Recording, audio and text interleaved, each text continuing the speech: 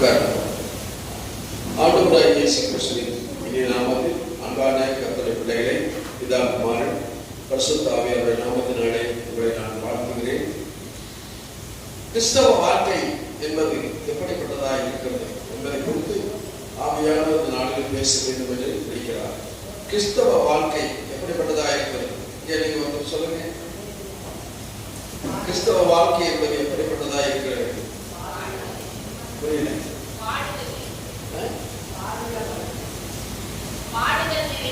பாடுகள் இருந்தது.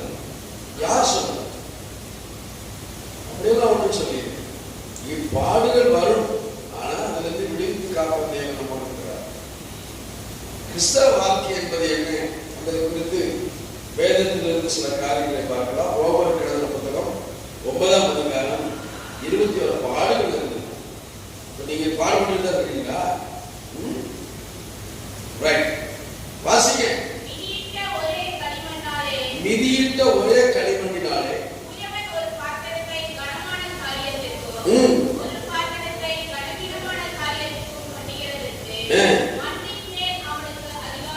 இல்லையோ என்று கிறிஸ்தவ வாழ்க்கை என்பது குயவன் செய்கிற கனவுள்ள பாத்திரத்துக்கு ஒப்பாய் இருக்கிறதா இருக்கிறது. அதிலே சில பேர்கள் கனவீனமாய் போகிறார்கள் என்பதுதான் இந்த நாளில் ஆவியானவர் நம்மோடு பேச வேண்டும். அது என்ன கனவுள்ள பாத்திரம், கனவீனமான பாத்திரம் அப்படின்னா ஆங்கிலத்தில் சொல்லப்பட்டிருக்கிறது ஹானர் பார்ட்ஸ். ஹானர் பார்ட்ஸ், மதிப்பு மிக்க பாத்திரமாய். கிறிஸ்தவ வாழ்க்கை என்பது மதிப்பு மிக்க விலையேற பெற்ற வாழ்க்கை என்று சொல்லப்பட்டிருக்கிறது. கரங்களை தட்டுங்க. பாடுகள் வாழ்க்கையாக.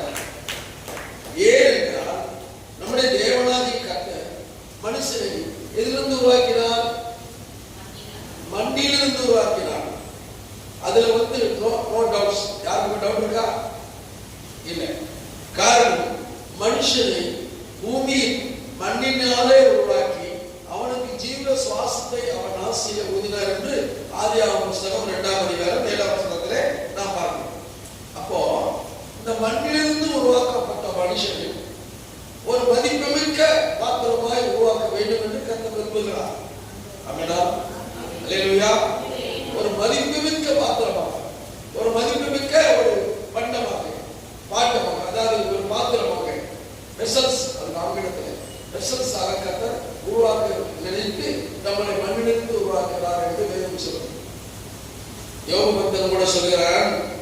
யோபு புத்தகம் 10ஆம் அதிகாரம் 9ஆம் வசனத்திலே களிமண்ணினால் என்னை உருவாக்கினீ ஆண்டவரே.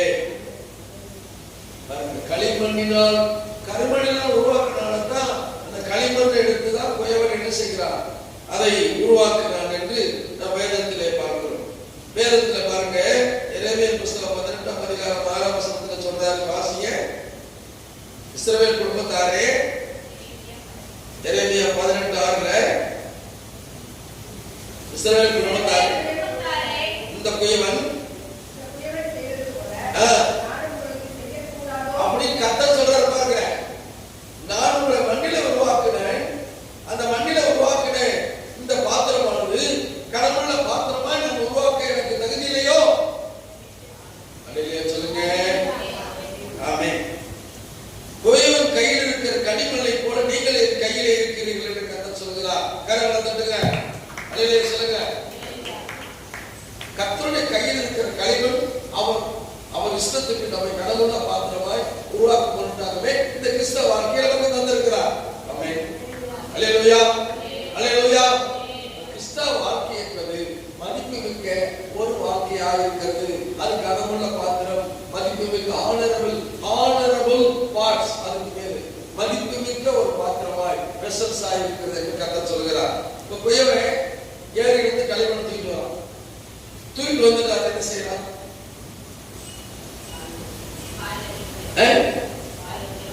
முதல்ல என்ன செய்யலாம்? தண்ணிக்குள்ள போடுறான். தப்பா சொல்லலாம். நீங்க அவங்க களிமண் இது பாத்திரத்தை எடுத்து நீங்க பார்க்கவே இல்லைன்னு அர்த்தம்.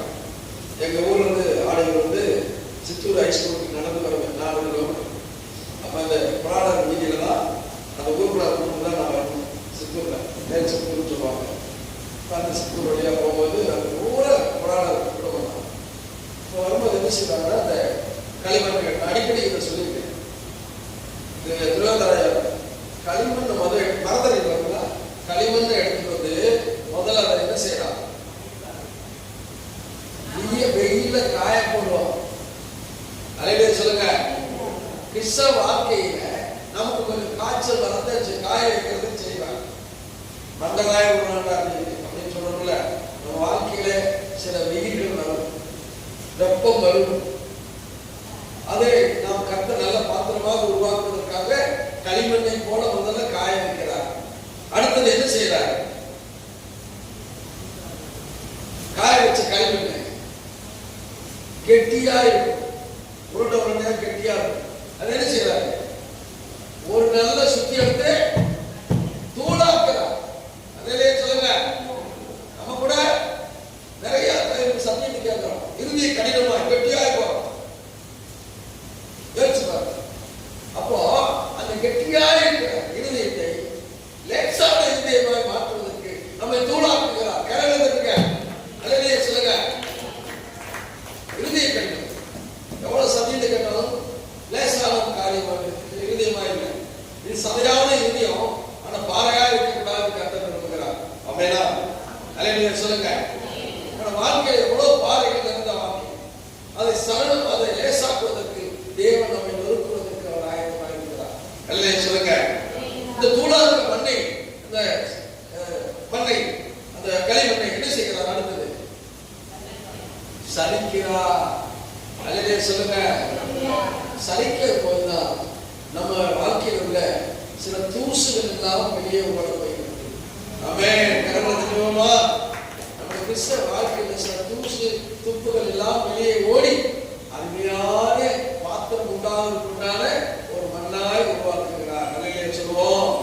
அல்லேலூயா. அடுத்தது பாருங்க, இப்பதான் அதுக்கு நீர் ஊற்றி செஞ்சு அதை மிதிச்சு அருமையான ஒரு கடவுள பாத்திரமாய் தேவன் அந்த பயோன் உருவாக்குவதை போல நான் உங்களை உருவாக்க வேண்டாமோ என்று இறைவன் பக்கத்திலே கேட்கிறார். கரங்களை தட்டி கர்த்தருக்கு நன்றி சொல்லுவோமா?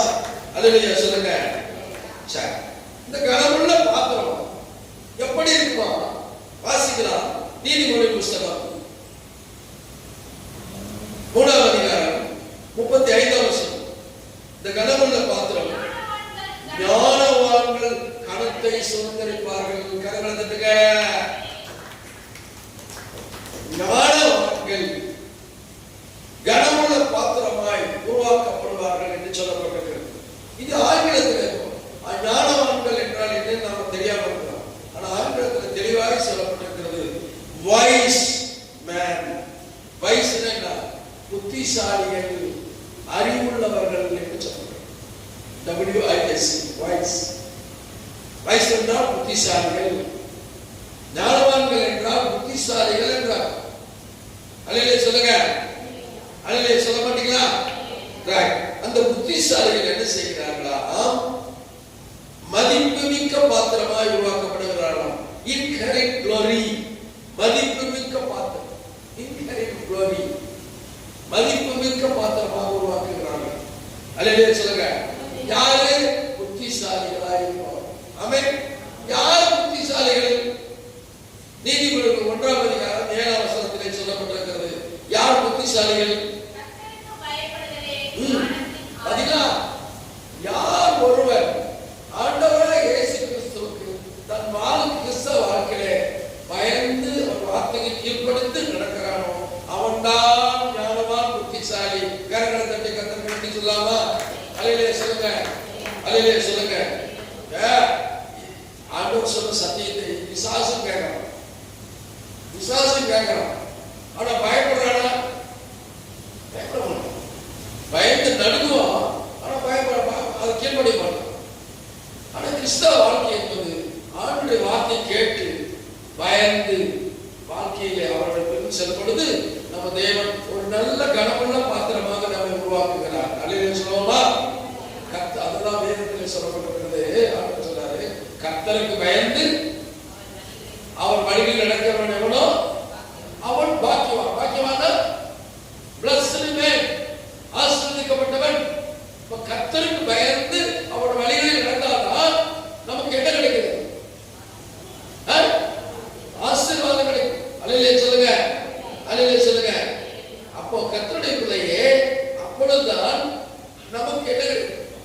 பாக்கியமும் நன்மையும் உண்டாயிருக்கும், உன் கையின் பிரயாசமும் நீ நாம் சாப்பிட முடியும். இன்னைக்கு கிறிஸ்தவ வாழ்க்கையில நம்ம சாப்பிடுறோம், அதுல பாக்கியம் நன்மை உண்டாயிருக்குதா? அவருக்கு பயந்து அவர் வார்த்தைக்கு கீழ்ப்படிந்து நடப்பதனால்தான். அல்லேலூயா சொல்லுங்க, அல்லேலூயா சொல்லுங்க. அப்படி நடக்காதவன் சாப்பிட முடியாது, சோர்த்துக்க முடியாது, நடக்க முடியாது, தந்தாடி எப்போ கீழே சாவோம் அப்படின்னு நினைச்சு பயந்து போயிட்டுருவான். இப்போ கர்த்தருடைய வார்த்தையை கேட்டு அதன் வழியில் நடப்பவன் எவனோ அவன் வாக்கியவான். உன் கையின் பிரயாசத்தை நீ சாப்பிட கொண்டுடவா. நாம் சம்பாதிக்கிறோம், நல்லா சம்பாதிக்கிறோம், பணம் சேர்க்கிறோம், சொத்து சேர்க்கிறோம், எல்லாம் சேர்க்கிறோம். அது நாமளே சாப்பிட சேர்க்கிறோமா, வேற ஒரு சாப்பிட சேர்க்கிறோமா? சொல்லுங்க. நாமளே சாப்பிடறதுக்காக சேர்த்து வைக்கிறோமா, வெள்ளத்தையா டாக்டர் போட்டு சேர்த்து வைக்கிறோமா? வேற அப்ப நீங்க சேர்த்ததுனால வேற ஒரு டாக்டர் தான் தெரிஞ்சுக்கிறீங்களா? வேதம் சொல்லுகிறது உன் கையின் பிரயாசத்தை சாப்பிடுவாய். அப்படி என்ன இருக்கும்? நீ சம்பாதிக்கிற சம்பாதிக்கிற நீ சாப்பிடுவாய், அதுல பாக்கியமும் நன்மையும் உண்டாயிருக்கும். அழகே சொல்லுங்க. நம்ம சாப்பிடுறதாம நம்ம நினைக்கிறோம், நாம மிச்சம் பண்ணி வாழ்ந்து நீ என்ன செய்ய போற?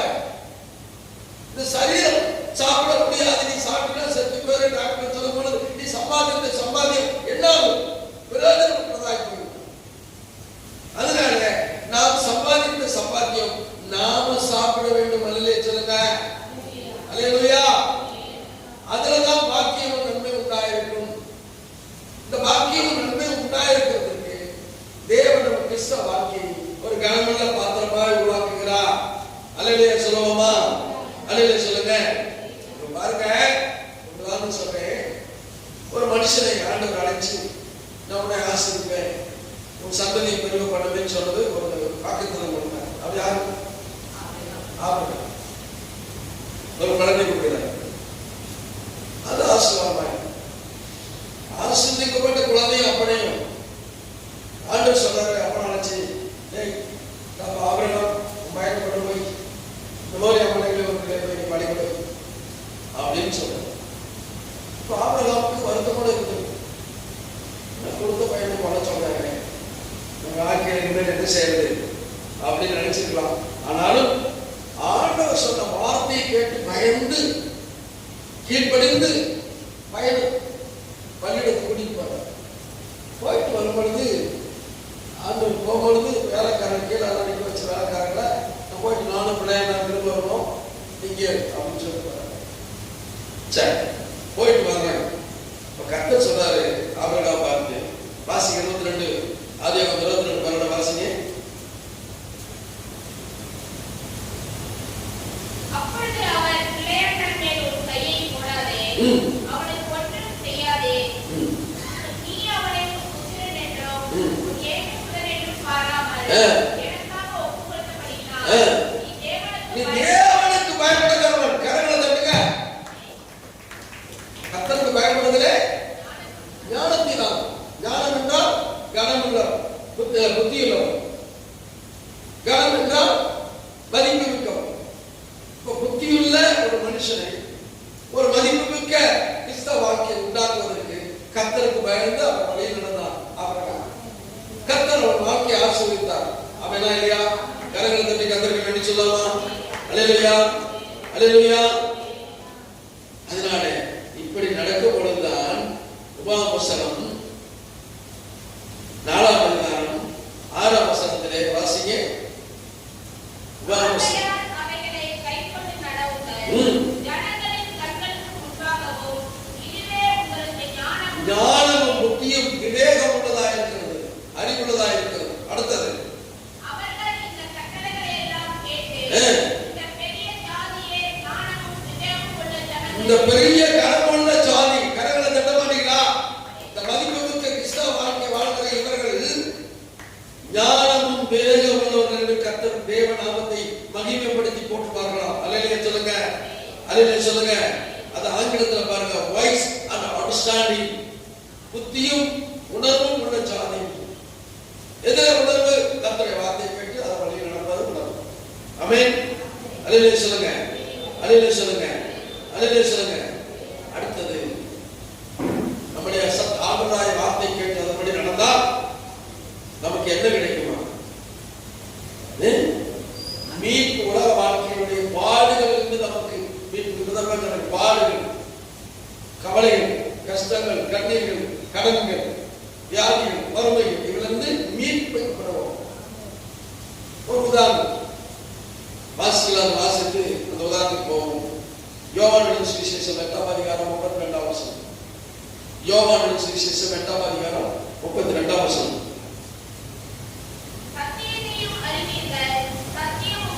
விடுதலையா? எதிலிருந்து விடுதலையாக்கும்? கவலையிலிருந்து விடுதலையாக்கும், சமாதானத்தை கொடுக்கும், கஷ்டங்களிலிருந்து விடுதலையாக்கும், ஆசீர்வாதத்தை கொடுக்கும், வியாதியிலிருந்து விடுதலையாக்கும், நீ நோயின்றி வாழலாம், வறுமையிலிருந்து விடுதலையாக்கும், சாப்பிடக்கூடிய அளவுக்கு தேவன் நமக்கு கையில் பிரயாசத்தை ஆசீர்வதிப்பார். அல்லேலூயா சொல்லுங்க. இவ்வளவு காரியங்களை தேவன் செய்வதற்கு என்ன காரணம் என்றால் அவர் சத்தியத்தை அறிவீர்கள், அந்த சத்திய வழியை நாம் பின்பற்றி நடக்க வேண்டும். நானே வழியும் சத்தியமும் ஜீவனுமாய் இருக்கிறேன். கரங்கத்துங்க ஆண்டவர் இயேசு சொல்றார், நானே வழியும் சத்தியமும் ஜீவனுமாய். நம்மோடு தான் இந்த மோடியில் என்ன நீங்கள் வாழும் பொழுது உங்களை கனவுள்ள மதிப்புமிக்க பாத்திரமாக உருவாக்கி அதில் நீங்கள் வாக்கியமும் நன்மையும் உண்டாக செய்வீர்கள் என்று கர்த்தர் சொல்கிறார். கரங்களை தட்டி கர்த்தருக்கு நாம் நன்றி சொல்லுவோம். ஒரு உதாரணம், ஒரு மனுஷன், அவன் பெரிய தீர்க்கதரிசி, ஒரு ராஜ்யத்தின் பிரதான தலைவர், மந்திரிகளுக்கெல்லாம் தலைவர். அவன் யார்? அவன் ஒரு தீர்க்கதரிசி. ஹிண்டு கொடுத்துருப்பார். அவன் ஒரு தீர்க்கதரிசி, அவன் பிரதான மந்திரிகளுக்கெல்லாம் தலைவர். யோபு எங்க இருந்தான்?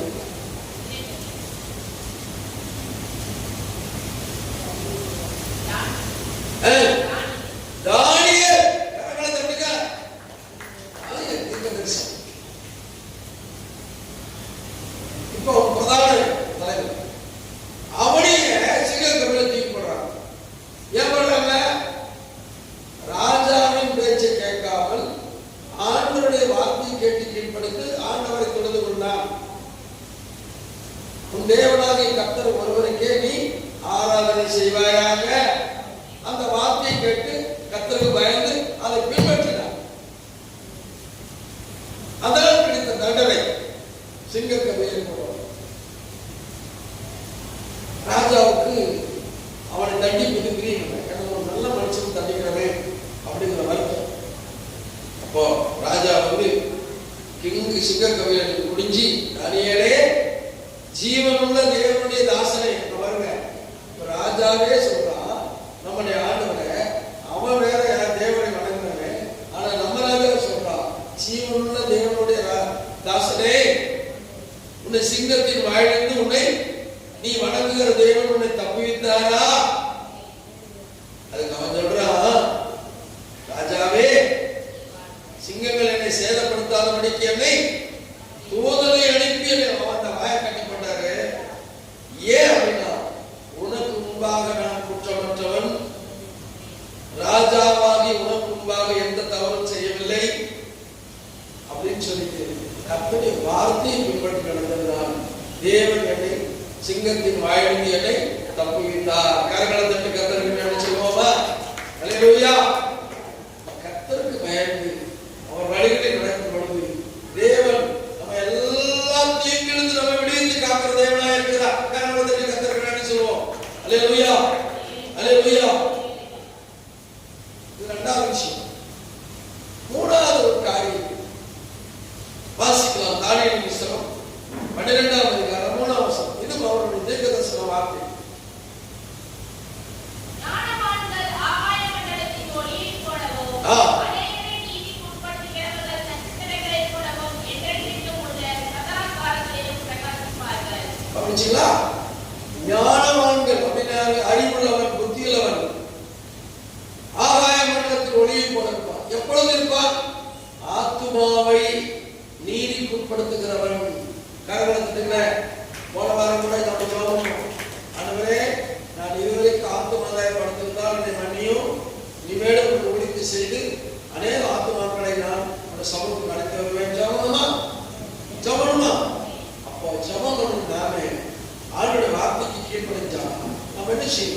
அநேகரை அழைத்து வருவதற்கு முயற்சி பண்ணணுமா வேணாமா? ஒப்பு கொடுத்து நாம் கீழ்ப்படிந்து அதை செயல்படுத்த வேணுமா வேணாமா? வேணும் இல்லையா? இவர்கள் தான் அப்படி செயல்படுத்தி பூமியில வாழ்ந்தவர்கள் தான் ஆகாய மண்டலத்தில் ஒளியை போல வெளிச்சத்தை போல வெளிச்சத்தின் பிள்ளைகளாக இருக்கும், ஒளியின் பிள்ளைகளாக இருப்போம் நேரம் சொல்லுகிறது.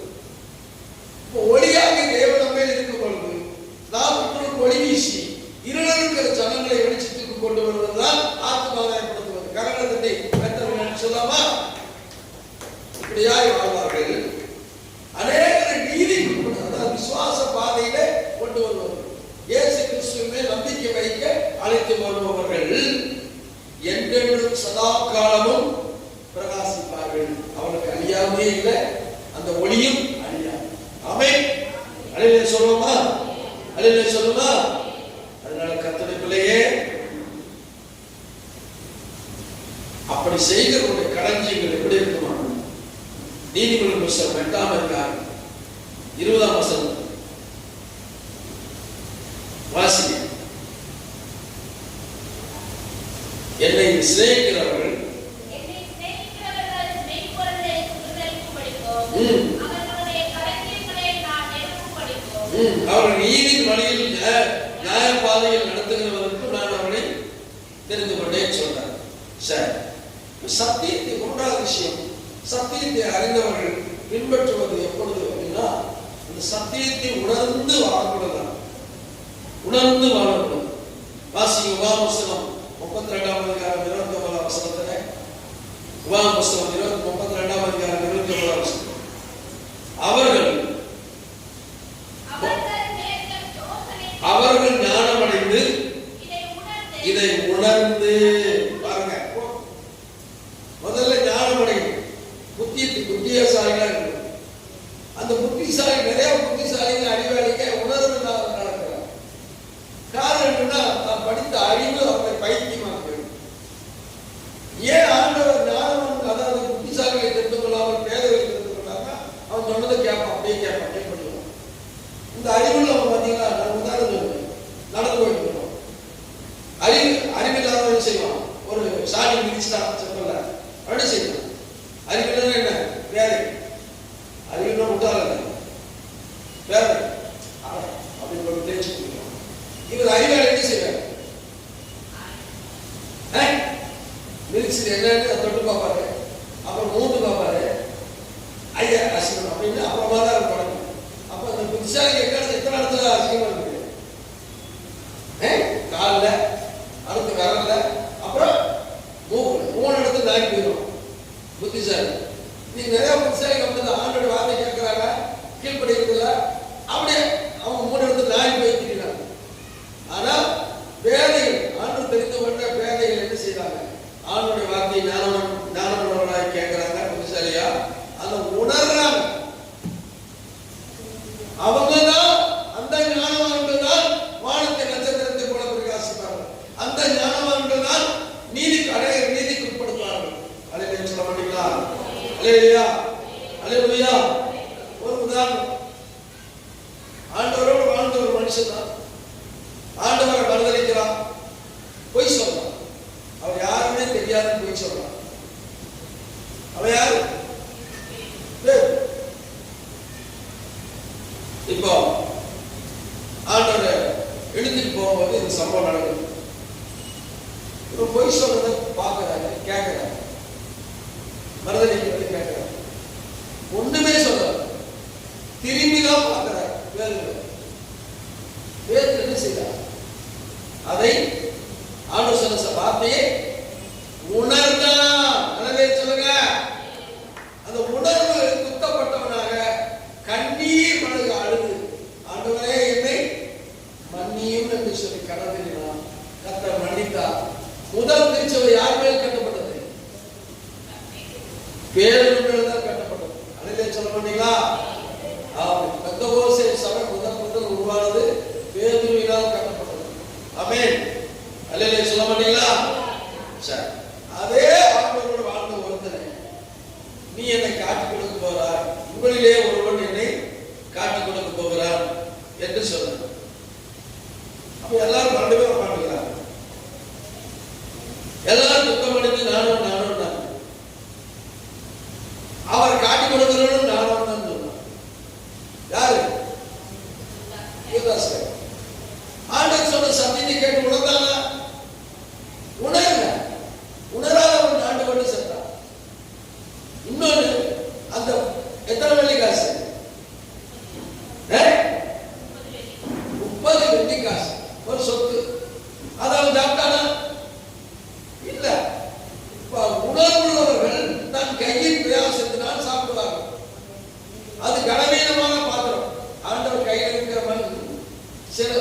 சில பாத்திரம் கனத்துக்குரியதாயும் சில பாத்திரம் கனவீனத்துக்குரியதாயும் இருக்கிறது. இந்த கனவீனத்துக்குரிய பாத்திரம் யாருன்னா உணர்வில்லாதவன், ஞானம் இல்லாதவன், கர்த்தர் வழியில் நடக்காதவன், சத்தியத்தை கேட்டு அதை உணர்ந்து அதன் வழியை பின்பற்றாதவன். ஆமென். அல்லேலூயா சொல்ல மாட்டீங்களா? அதனால கர்த்தருடைய பிள்ளையே, உணர்வுள்ளவர்களாய் நாம் காணப்பட வேண்டும் என்றுதான் கர்த்தர் நம்மை இந்த கிறிஸ்தவ வாழ்க்கையிலே ஒரு கனமுள்ள பாத்திரமாய் நம்மை உருவாக்கினார். யாரெல்லாம் உருவாக்கப்பட்டவங்களோ அவர்களா கைகளை உயர்த்தி ஒரு அல்லேலூயா சொல்லுவோமா? அல்லேலூயா. சரி, இப்போ ஒரு குறிப்பு நம்மளுக்கு சொல்லப்படும். வாசிக்க வேண்டாம், சொல்றேன். நோவா உலக அழிவுக்கு அழிந்து போனானா? தப்பிச்சான். தப்பிச்சு ஒரு புதிய உலகத்தை உண்டாக்குறதுக்கு ஒரு தலைமைத்துவம். காரணம் என்ன? ஆண்டவருடைய வார்த்தையை கேட்டான், கீழ்ப்படிந்தான், அவரோடு நடந்து போனான். Walk with God. அல்லேலூயா சொல்லுங்க.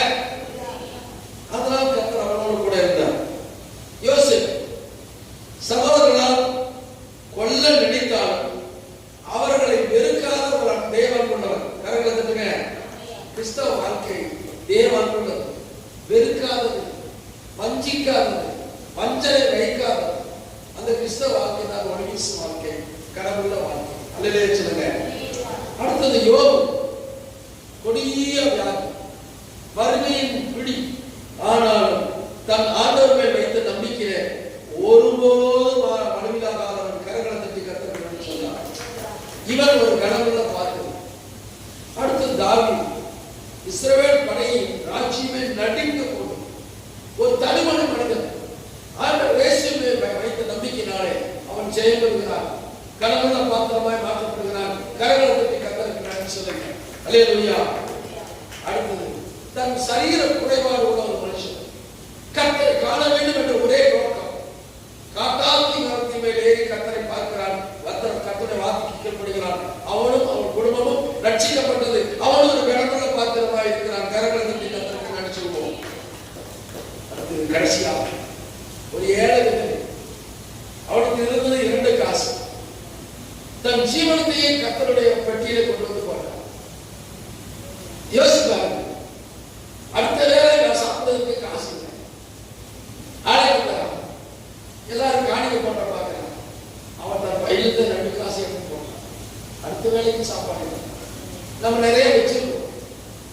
தயவுசெய்து தப்பா நினைக்காதீங்க. ஆனா எவ்வளவு மனம் வந்து கர்த்தருக்கு கொடுக்கணும்னு நினைக்கிறோம். இல்ல, நாளைக்கு நமக்கு வேணும்னு சொல்லி கடையை முடிச்சுட்டு போயிடறோம். எப்படி நம்ம கடவுளை மாத்திரமா கர்த்தரை உருவாக்க முடியும்? யோசிச்சு பாருங்க. எல்லா காரியங்களிலும் தேவனுக்கு கடவுளை மாத்திரமா உருவாக்குவதற்கு நாம் என்ன செய்யணும்? நம்மை ஒப்பு கொடுக்கணும். மிதிமரத்துக்கு ஒப்பு கொடுக்கணும், காய்வதற்கு ஒப்பு கொடுக்கணும், அடுத்து நொறுப்பதற்கு ஒப்பு கொடுக்கணும். ஒரு கடவுளை பாத்திரமாய் உருவாக்குவதற்கு, தேவன் நம்மை உருவாக்குவதற்கு நாம் இணங்கப்படுவர்களாய் காணப்பட வேண்டும். அதுக்கு சத்தியம் தான் நம்ம வழி நடத்தும். கரங்களை தட்டி கர்த்தருக்கு நன்றி சொல்லுவோம். அல்லேலூயா. இது எதற்காக அப்படின்னா, யாக்கோபு புத்தகம் 1ஆம் அதிகாரம் 12ஆம் வசனத்தை வாசித்து முடிக்கலாம். யாக்கோபு எழுதின நிருபம் 1ஆம் அதிகாரம் 12ஆம் வசனம். சோதனை செய்கிற மனுஷன் பாக்கியவான், அவன் உத்தமன் என்று விளங்கின பின்பு கர்த்தர் தமிழுக்கு அன்பு கூறுவர்களுக்கு வாக்குத்தத்தம் பண்ண பண்ணின ஜீவ கிரீடத்தை கர்த்தர் அவனுக்கு கொடுக்கிறார். கரங்களை தட்டி கர்த்தருக்கு சொல்லாமா? அல்லேலூயா. அந்த பூமியிலே நம்மை ஒரு நல்ல மதிப்புமிக்க பாத்திரமாய் உருவாக்குவதற்காக சில சோதனைகள் வரத்தான் செய்யும். அதை சகித்துக் கொண்டு தேவ வழியை பற்றி பிடித்துக் கொண்டு அடிபடாமல்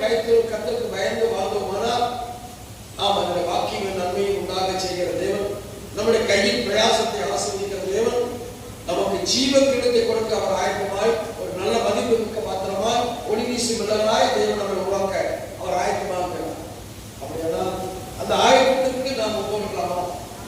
ஒப்புக்கொடுக்க வேணுமா வேணாமா? ஐயா ஒப்புக்கொடுக்கணுமா வேணாமா? ஒப்புக்கொடுப்போம். கர்த்தர் நம்மை ஆசீர்வதிப்பார். கண்களை முடிச்சோம். கர்த்தர் நம்மை ஆசீர்வதிப்பார்.